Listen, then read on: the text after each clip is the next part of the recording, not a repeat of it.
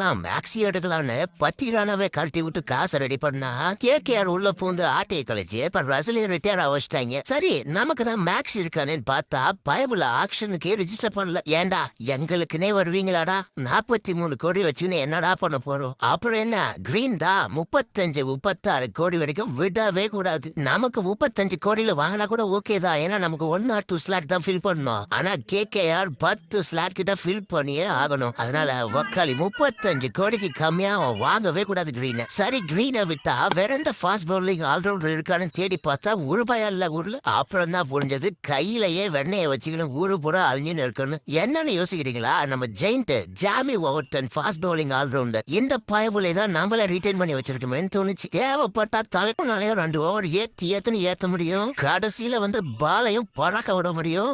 பேட்டிங்ல last year கிடைச்ச சான்ஸ்ல பாலை எப்படி தூக்கி ஸ்டைட்டா சுருகலான்னு பாத்தீங்கல்ல.